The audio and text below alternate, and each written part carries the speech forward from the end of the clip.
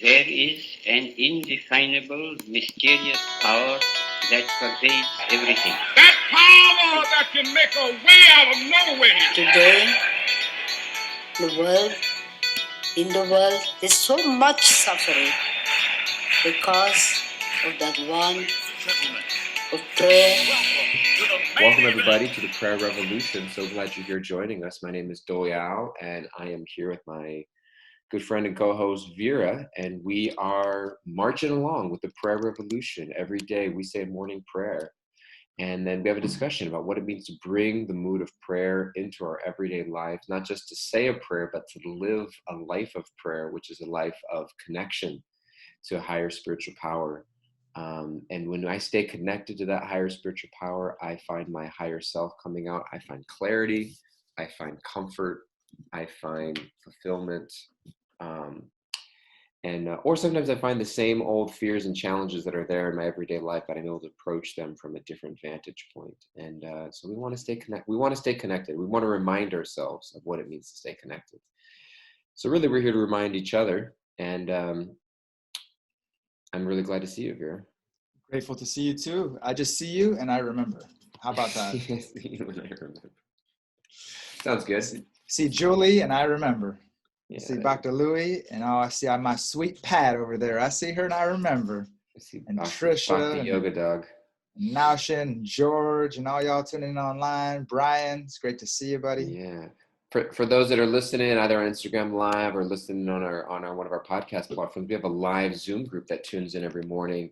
You can interact with us on the chat board. And if you're not on Zoom, you're missing out. We just won't let you know. You're totally missing out. We're planning to go fully Zoom at one point and no Insta Live, because that way we can have guests. I spoke to my mom the other day, or I messaged her, said, I'm doing a podcast on prayer. And she's like, that sounds pretty cool.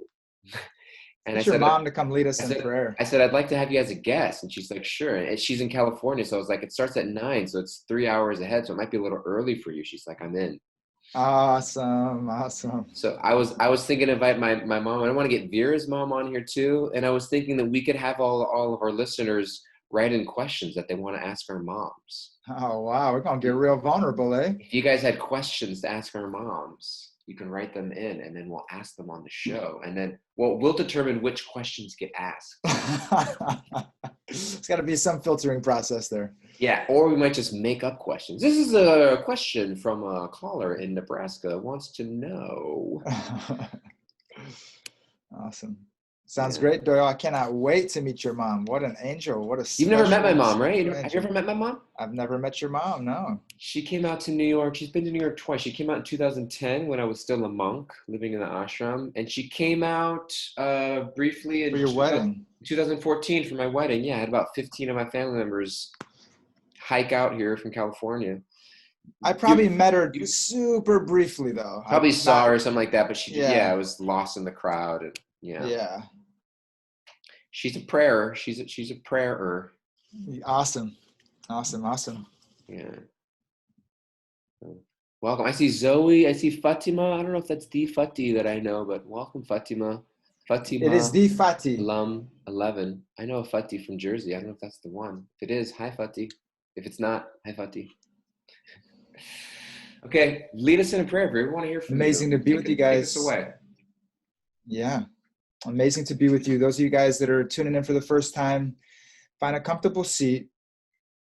Let's get our hands. You can put them together. This is a beautiful yoga pose for helping to invoke the quality of humility, helping to invoke that quality of receiving shelter, of receiving support from a higher power. We put our hands together like this in prayer. It does something to our physiology. It does something to our psychology to get us into that mood that I'm not alone, that I'm in a living dialogue every single moment of my life with a higher power. And sometimes I hear that voice and sometimes I don't hear that voice. Sometimes I feel that connection and sometimes I don't. But all the great teachings, all the great spiritual traditions of the world say that relationship is always available to us. And so connecting to your breath, connecting to the present moment with nice deep inhales and exhales, connecting to just a comfortable seat right now, letting go of anything that you're doing, any thoughts, any planning that you may have for the day. Just breathing and being in the present moment to receive this time of prayer, reflection, spiritual intention for our day ahead.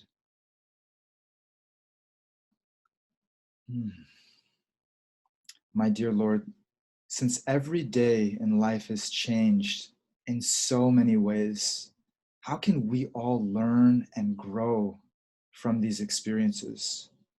To find joy, to be grateful, to let ourselves know it's okay to slow down, to recreate, to re-envision the life that we want to live, to find joy in surrender and rest, to know that we're not alone in our life. We can do so much in our life. We're capable of so much. We cannot do without each other. We cannot do without community. Let's keep appreciating the people around us, the people in the world that we see serving in an exemplary way. Bring that appreciation, that gratitude alive in our hearts today. To know that we're not in control of so many things in our life. And please help us to trust that there's meaning and there's purpose. There's a divine will behind everything that's unfolding in our lives. And let us choose generosity. Let us choose courage. Let us choose abundance.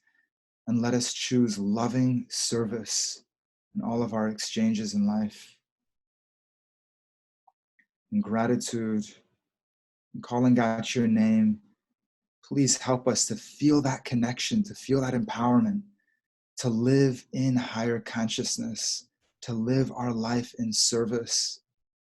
Please help to awaken that capacity to love in every circumstance and situation in our life. Hare Krishna, Krishna Krishna, Hare Hare, Hare Rama, Rama Rama, Hare.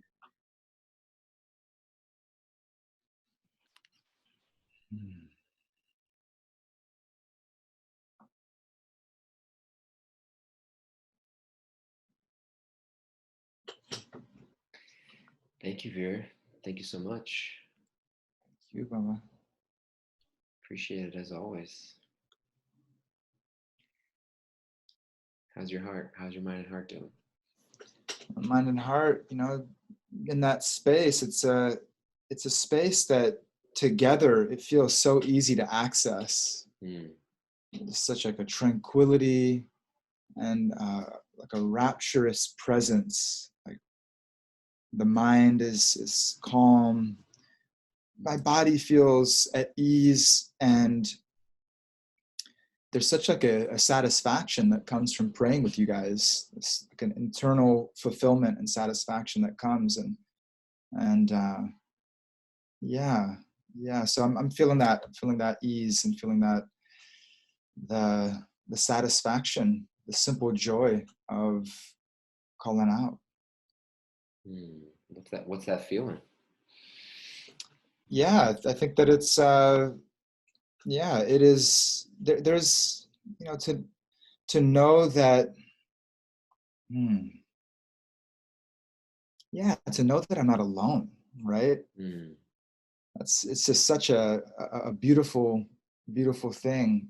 Afnan, we did pray. We start off the podcast each morning with a prayer. So we just finished our prayer. She's just asking on Instagram. So he busted in and was like, "Did I miss it?"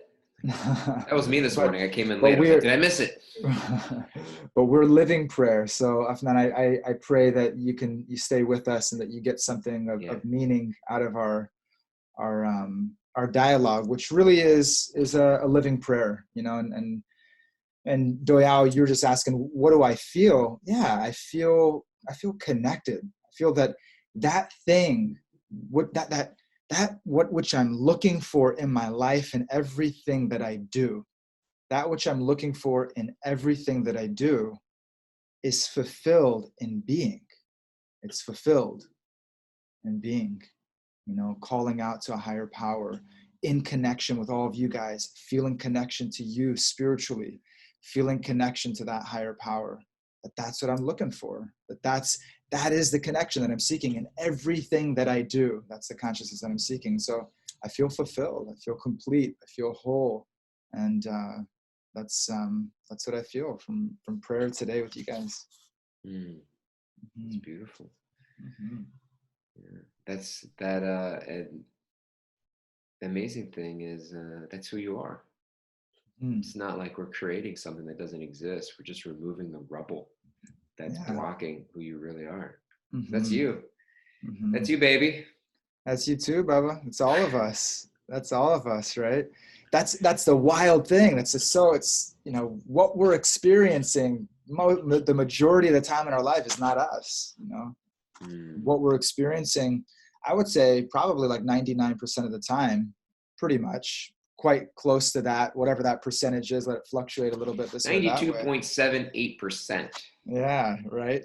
Is we're experiencing the conditioned mind. We're experiencing the chattering of the mind, the all-knowing nature of the mind that has a comment about everyone and everything, and a judgment and a critique of ourself, and how good we are, how not good we are, how amazing someone else is, or where happiness is, and there's all this like chatter and like a barrage of rubble, right? Like all this rubble, and so much of it is devoid of real true meaning and truth. So much of it is devoid of truth, and it's actually this illusion and this drama that's playing out internally, and is really it's keeping us in being bounced around in an ocean. It's like being in a washer that's just spinning, and we're just like bouncing around, and like and it's like, oh wait, actually there's a state of being.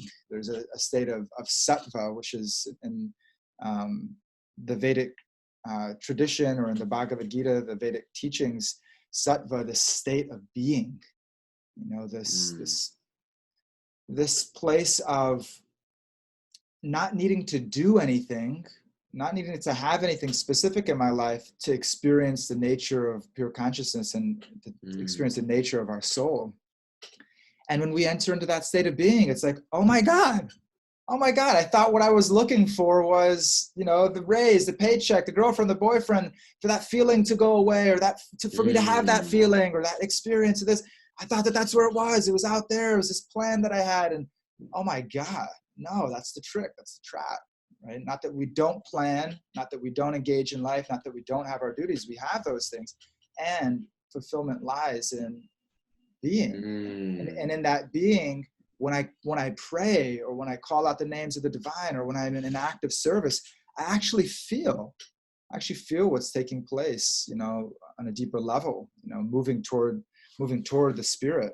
So yes, that wild mind of ours that, so much, the majority of our life is actually a major obstacle. And the Bhagavad Gita says that when the mind is overcome, that the soul is reached. When we are able to move beyond the fluctuations, the constant narrations, and the measuring and the weighing of the mind, all the calculating elements of the mind, that we experience the soul and connection to God within our heart.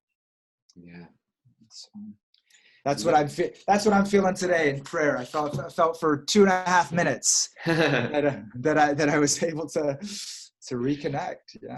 Isn't it beautiful? We can feel it for just a second. It's like that was a great day. What'd you do today? For half a second, I felt connected to a divine spiritual power that assisted in reawakening my remembrance of who I truly am beyond this material configuration of body and mind. That's what I did today. Yeah, that's a great day. Yeah, it's liberating also, as I was hearing you speak about the challenge of the mind and the things that are searching to get a certain feeling, and that everything that I'm aspiring for in life, that I think I want and need. I want a degree. I want that. It's that if I'm able to step back and separate that, actually, like, no, I'm actually just looking for an experience. I'm actually looking for a feeling. I'm either trying to bring a certain feeling into my life, or I'm trying to get rid of a feeling that's inhabiting my heart that I don't want to be there. Mhm. And I've adopted a belief that this thing is going to do that, you Mhm. know? And I do that unconsciously because I attach the two things together. But if I'm able to detach the two things from each other and recognize, like, oh, I don't want that thing. I want Mhm. this feeling to come into my life. Mhm. Or I want this feeling to go away from my life. And Mhm. once I recognize that's actually what I'm really looking for, then I can Mhm. separate, like, oh, is this thing actually going to bring it to me? Or if I don't get that, like even you were saying, like boyfriend or a girlfriend or a husband or a wife, or I'm single and I'm looking for someone in my life, it's like, I'm not actually looking for a boyfriend or a girlfriend or husband or a wife or a partner. I'm looking to fill the void of loneliness in my heart. Mhm. And I bought into belief that another human being is going to do that for me. Mhm. You know what I mean? And so, Mhm. but actually, like, wait, are there other ways of filling that void in my heart? You know what I Mhm. mean? Or is that thing even going to bring it? You know what I mean? Or, whatever, maybe getting that job or getting this or getting that, And so I think that it's liberating to separate. I think just being aware of that and Mhm. separating from that is liberating, because it puts me more in the driver's seat where I can determine what it is that I'm really looking for. Mhm. Right. Yeah, yeah. What it is we're looking for, and I'm loving how you're kind of. It's like, hey, wait a minute, I'm 100% responsible for my experience of life, and like that juxtaposition where it's like the idea, and something I love, Andy Stanley, Christian preacher, talking about, when I find the right person, everything's going to be all right, and it's like when I just The right find that person myth. right the right person, right? It's this great myth, when I find the right situation, when I in the right place, and it's not that we're divorcing that from our life. No, there are healthy environments, there are healthy relationships, there are putting ourselves in the right atmosphere that brings the best out of us. Being in community brings the best out of us. Being around a friend that's healthy and that prays to God every day and that is connected and lives by values. Being with that friend is going to bring the best out of us, right? So there's all those things that we look at those things externally, and ultimately I'm responsible for my experience of life, and ultimately that's a challenge. That's a challenge that oftentimes we have divorced that from our life. We've kind of said, hey, you know what, that's too much responsibility, let me put that on somebody else. That's Yeah. too much. So let me put that on somebody else. Let me put that in a future expectation. Mm-hmm. And so then if somebody doesn't show up, then I can be upset with them. It wasn't that it was the wrong right person, right? So now I can blame it on the circumstance and the experience instead of actually saying, what am I doing to make Yeah. myself right? What am I doing to find Mm-hmm. myself, to find joy, to find gratitude, to find ease and surrender, to be able to sit and be with myself and rest and not have to busy myself and distract myself from feeling those Mm. feelings inside? That it's empowering. It's daunting, but it's empowering to be able to see what I'm experiencing every single day, every single moment of my life. Ultimately, I'm the captain of my ship.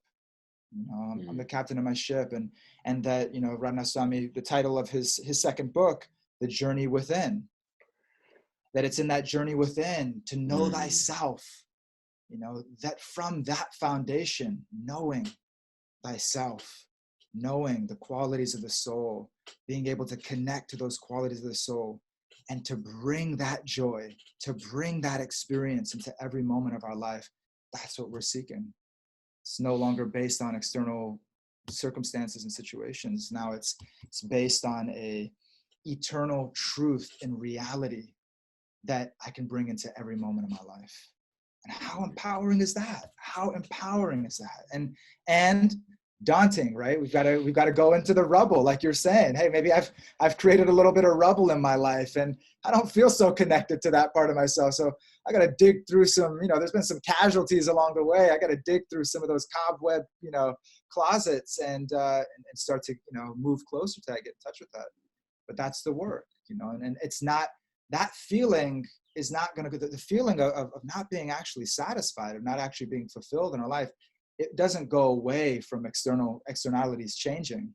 Could have, Deanna and I were talking about it today, and we look at it, so many experiences, so many examples. We can look at it. We could talk about it for days. Is somebody could have everything externally, everything material, beauty, fame, money, and we see the greatest depressions. We see suicides. We see people taking their own lives because they're suffering internally, right? And then we see people in the streets of Vrindavan, Doyle, right? When we're in India, see people on the streets of Vrindavan, they don't have a penny to their name. They don't have a penny to their name.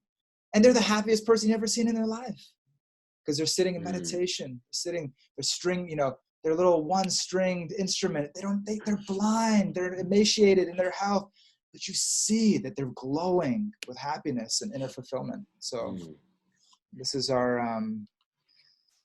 the empowering direction that we're encouraging, all of us to go in. DJ, I know you're always looking up stuff and finding references, and want to hear your thoughts. I've been talking a lot the last podcast. And no, I'm not looking anything up. I'm looking at the chat board.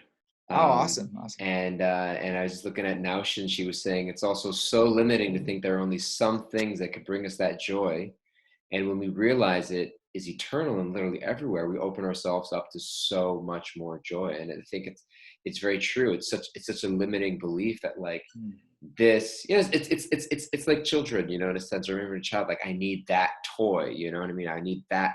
Like you get into the sense of like, you see another kid playing with a particular toy. I have to have that toy. And it's like, it's crazy. There's a million toys in the toy box, and there's toys all over the floor everywhere. But it's like, no, I need that particular one. And it's like, really? And really, you really need that one? And then that other kid stops playing with you. And you're like, I don't want it anymore. I'll take this toy, And so it's like, we think there are certain toys that are going to make us happy. And it's like, that is the only toy in the toy box that's going to make me happy, that I need that toy. But it's really something, we just get obsessed with whatever's put in front of us, really. My dog has a million things, and it's like, he wants the sock that I'm wearing right now. That's what he wants. He wants that sock. He can have any other sock. No, he wants that. And as soon as I'm not, he'll bite my foot and he'll pull it off my foot. And as soon as he gets it off my foot, he doesn't want it anymore. He wants the other sock. He wants your toe. He wants my toe. He does. He goes for the toe. He's digging through the rubble. He's digging through the rubble. He's going to dig all the way to your heart and soul. We develop this tunnel vision of like, this is what I need to make me happy. And it limits us to think like, no, it's just, you know what I mean? Or even the idea of like, human beings and falling in love. And it's like, oh, I need this person to be happy. And sometimes it's like, it's kind of like high school sometimes. It's like your best friends, you end up being friends with whoever sits next to you in class, And then the next year, it's like you sit in front and sit next to new people in class, and your friends change. And sometimes it's like, this person, it just happens to be the person that's in my life right now, And for us, that's who and I'm taking all of that feeling and association and putting it on that person, And to separate that and be like, no, there's more to it than that. And then that's what our good friend Julie was mentioning. Raghunath says Bhakti is radical responsibility. It's taking radical responsibility for that choice of that I developed that tunnel vision. You know what I mean? I developed that tunnel vision, and I have to take responsibility for opening up my vision. It's beautiful. So there's just I was just reading that there on the chat board. Thank you guys for writing in. If you guys want to participate in our chat board, get with us on Zoom. We want to have you on Zoom. Get with us on Zoom, guys. Get with us on Zoom. Write to us at prayerrevolution@bhakticenter.org, and we'll send you the link. Yeah. It's so powerful what you're saying, Doyal, is just for us to be conscious of that. Like, what's the toy? What's the thing? What's the person? Like, where are we? It's almost like, when you outsource a job, right? You outsource a job to another country or to another economy, or whatever it is. Like, we outsource our happiness and our fulfillment. Yeah, totally. And it's like, whoa, wait a minute. What did I just do? Did I just outsource fulfillment, joy, empowerment, responsibility? Did I outsource that am I putting that in someone else's hands, or am I unconsciously putting that in some circumstance outside of myself that I have no control over? Am I putting it in circumstance and happenstance? Or am I actually recognizing, no, like that's my inner work. That's my responsibility. That's when I go within and I start to do the inner healing, do the work, getting my mind in the right space, taking in the wisdom, practicing meditation, going into prayer, being around the right people. That actually, I start to clear that rubble and I start to experience that happiness from within. Insourced, not outsourced. Insource it. That's the name of your book, Vera. Gotta write a book. Write a Insource, book. not outsourced. You want to write a book, Doyle? Let's write a book together. I'll be your editor.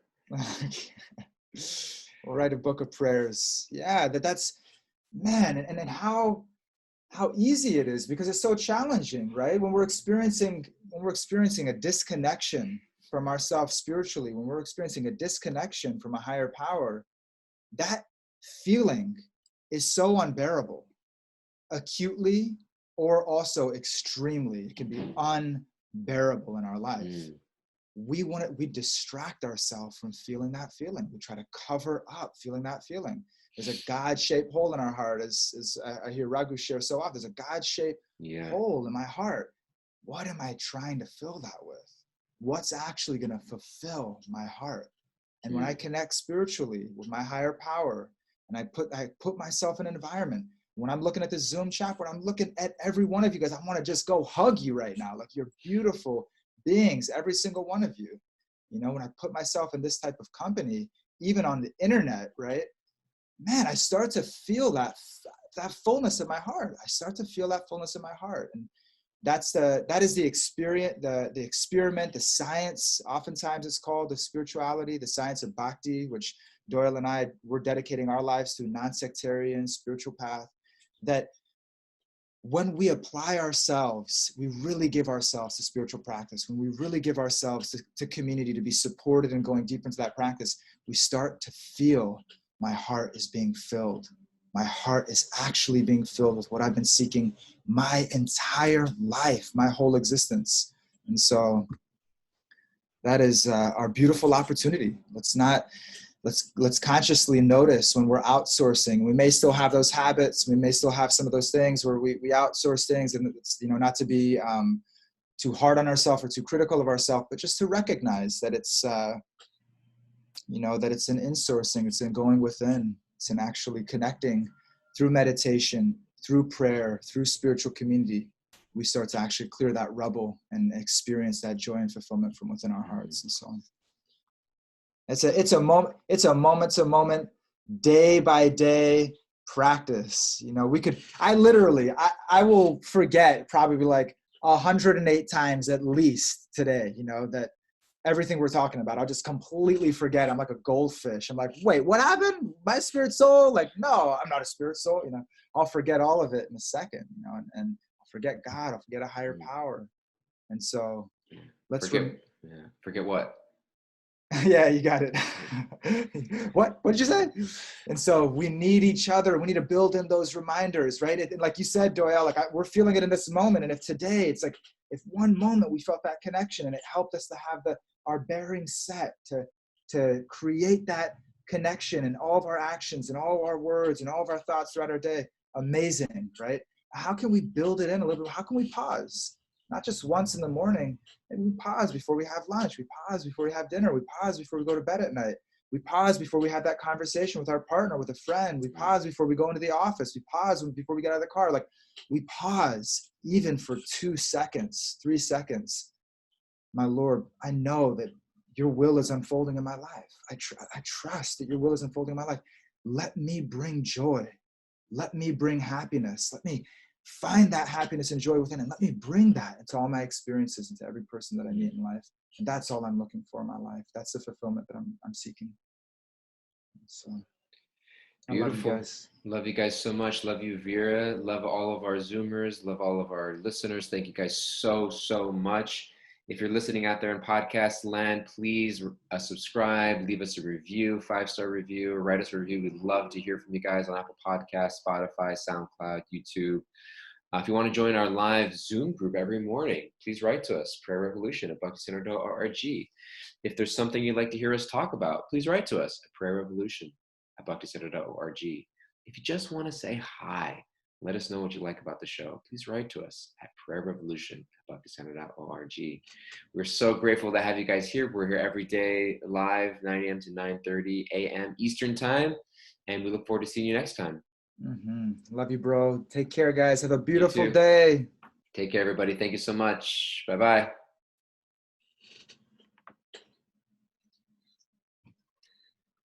Okay.